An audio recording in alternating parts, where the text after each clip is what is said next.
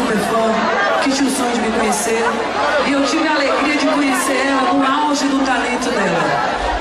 Eu tenho certeza que muita coisa boa vai acontecer com ela, porque além de ser uma excelente cantora, é uma mulher do povo também, fala a linguagem do povo.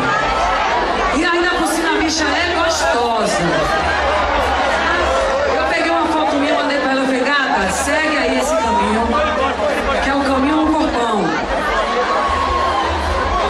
Eu sou toda boa, não sou o quê, porra? Corpo da porra que eu tenho, velho. Tem dias que eu acordo e eu me olho assim, eu digo, meu Deus, que mulher é essa, meu Deus? Meu Deus, obrigada, meu Deus, por ter nascido eu. Eu acordo assim.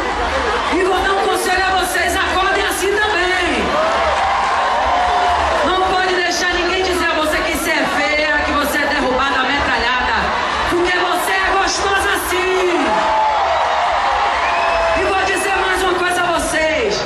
Enquanto houver Photoshop, vai ter conversa mole em cima da gente. Por isso, meninas, toda mulher que se preza tem que ter um negocinho pra apertar. E vou dizer uma coisa. Meu marido é louco por mim, gente. Ele é louco. Diga aí, galera da banda, o cara não é louco por mim. Eu faço o show e fico olhando cheio de tesão. Eu não posso nem acabar o show do que no camarim beber uma água. Por quê? Por causa desse corpo. Eu tô errado ou eu tô certa? Eu não tenho um corpo da porra. Então pronto, minha gente. Agora ela também tem. Então prepara. Eu vou chamar no palco a minha querida Anitta!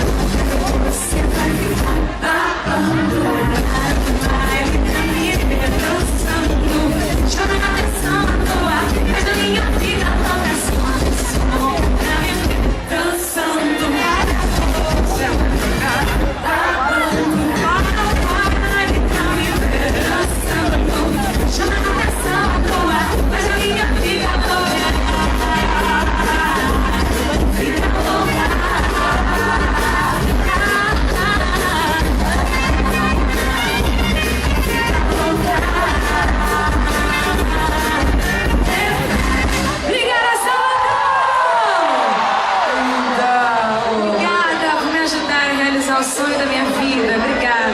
Tudo por causa de vocês, obrigada. Olha, ela veio lá do Rio de Janeiro especialmente pra vir cantar aqui. Anitta, tão obrigada. Gente, sabe o que é melhor de tudo?